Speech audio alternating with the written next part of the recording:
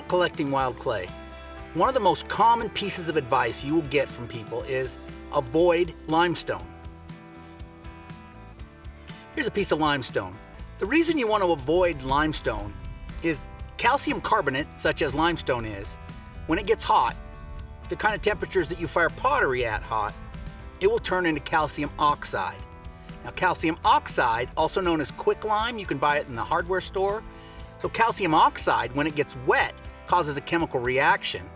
It heats up and it expands. So if you have even small amounts of calcium oxide inside your pottery, it can cause spalls to happen, sometimes even years after you've made the pot. Sometimes limestone is found near or even within clay. So we want to avoid that material altogether. But limestone is fairly easy to avoid because it's a stone. Calcium carbonate takes many forms, and one of the most dangerous to your clay body is what we in the Southwest call caliche. So I'm here today to explain what caliche is, how it forms, what it looks like, and why we want to avoid it in our clay bodies.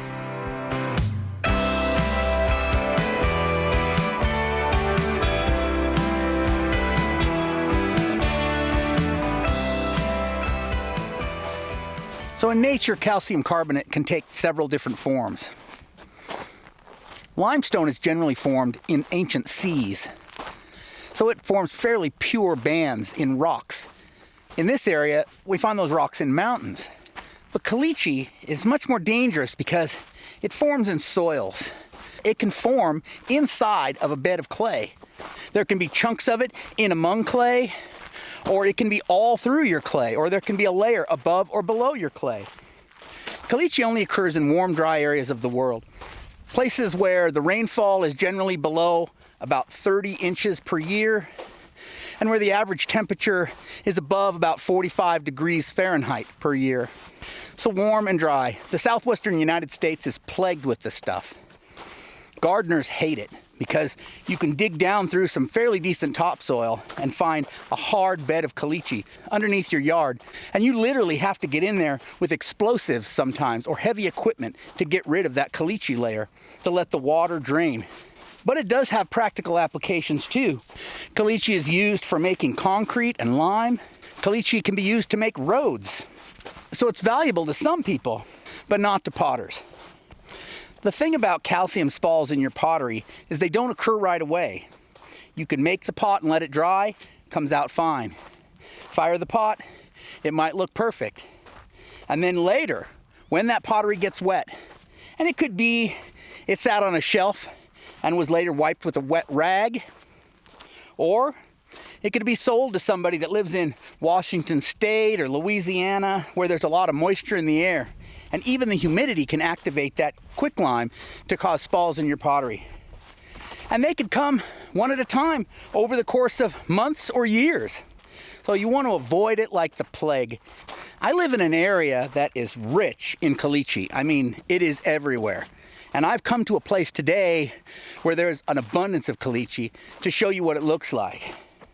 But fortunately, I've never had much problem with caliche. But I know people that have had some terrible problems with caliche. So let's talk about what it looks like, how to recognize it, how to avoid it.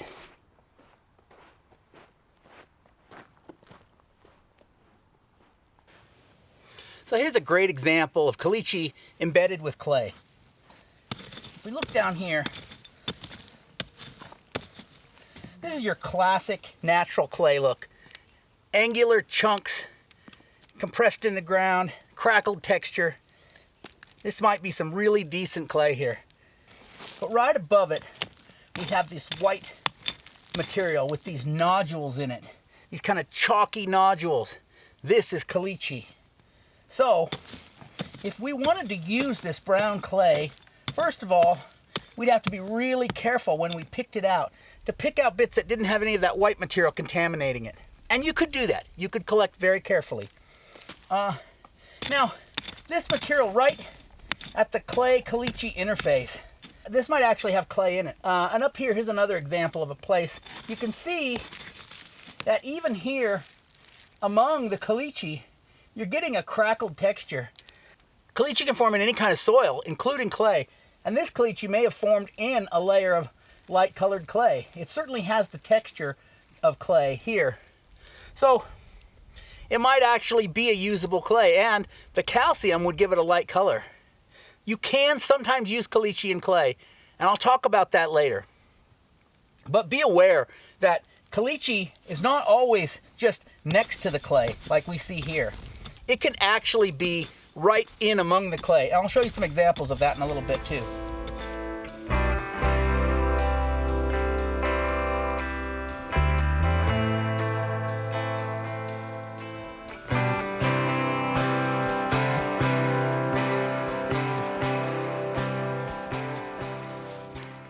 All right, so this is a great example of what I was just talking about. It's a reddish brown clay, very similar to the stuff I was just looking at. But in among this, you see, there are nodules of caliche right in amongst the clay. So again, if you were collecting this, you could collect it and hopefully avoid those caliche nodules. But maybe, again, maybe there's better clay somewhere else. And then here's one more really fine example of the same stuff. So here's a lighter colored clay, kind of a tan color, see? And it has that crackly texture, those angular chunks that tell us it's clay, right? But it's all amongst caliche. More than just nodules. There's whole veins of it here, right amongst the clay. The clay is all around it, and the caliche is all through it.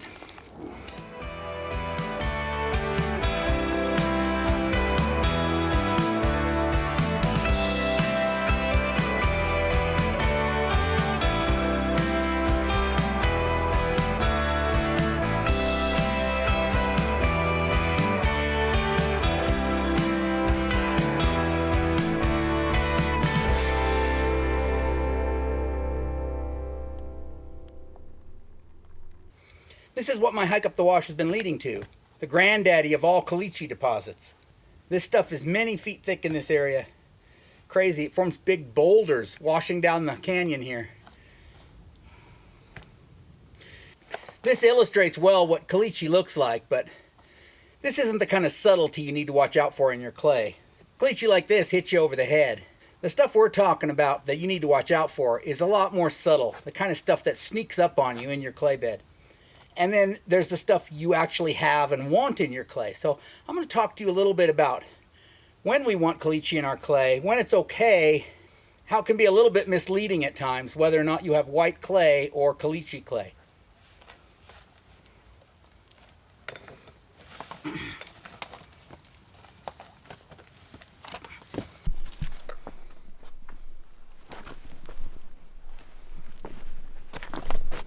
All right, this is a classic example of layers of soil and clay with multiple beds of caliche interspersed. So up there at the top, there's a layer of soil, and then there's, see the whitest area with the clumps, the little nodules in it?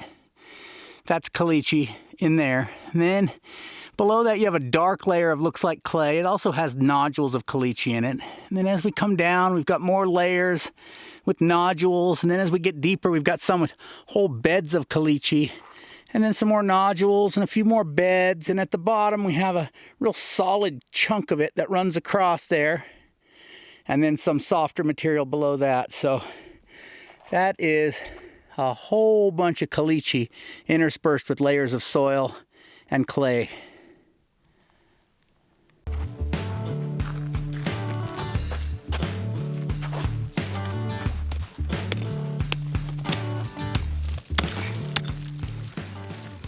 This is some clay-ish material here that I've tested before, and it does fire white. It is impregnated with caliche, but it is actually usable as a slip, a little bit of a chalky slip, which wasn't that uncommon in this area. This is the upper San Pedro River Valley. Some of the white pottery that was made here prehistorically had kind of a chalky white slip. This stuff kind of fits the bill for that. This is an area that has practically zero white clay in it. So the people that lived here were using what they had, and stuff like this is available. Like I said, you can see the crackled texture of the soil here to know that it's expansive. That tells you there's clay in this. But just the color and the chalky texture also tells you there's caliche in this. Now when you find a clay like this and you're wanting to know if it has caliche in it or not, there's a simple test you can do, and that is just drip some weak acid onto it. My mom used to keep muriatic acid around for cleaning toilet bowls when I was a kid, and that would work great for this, but even vinegar works. Anything that's a mild acid, because this calcium carbonate is very basic and it will fizz when the two come into contact. So your average clay should not fizz. If it has a high calcium content, it will. And so that's a great way to test. Let's talk about using caliche in clay. If you talk to archaeologists about Hohokam red on buff pottery, they argue a lot about what it is. Is it a buff firing clay? Or is it a salt scum on the surface? Or is it caliche in the clay that causes that buff color?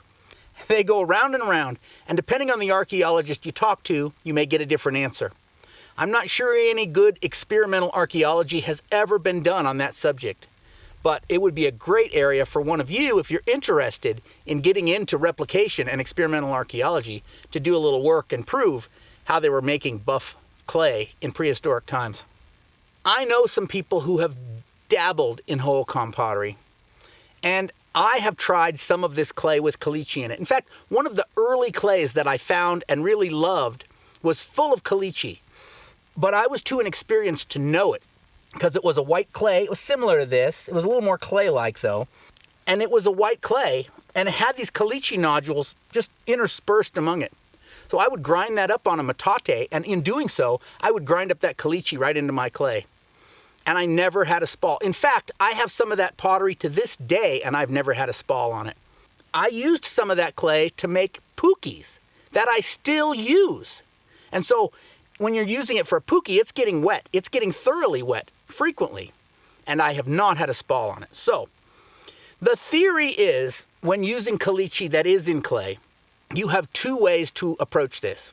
You cannot neutralize all the calcium in it. It would take many gallons of acid to neutralize all that calcium.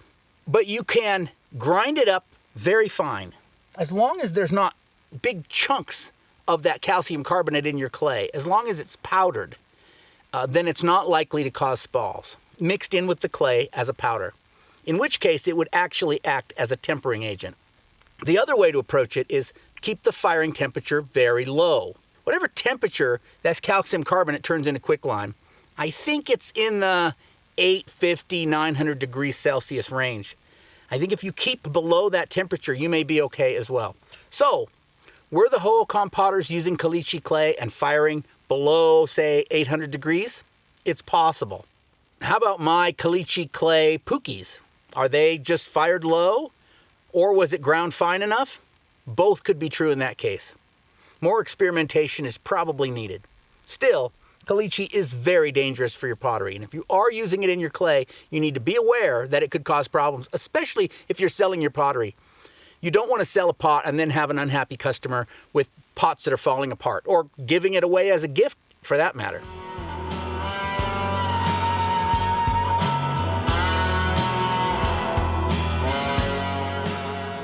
Thanks for coming with me today as we explored the wonderful world of caliche. It's starting to rain, so I'm going to head back to the truck. If you want to learn more about collecting wild clay and how to find it and what to avoid, check out this video right over here. Thanks for watching. I'll catch you next time.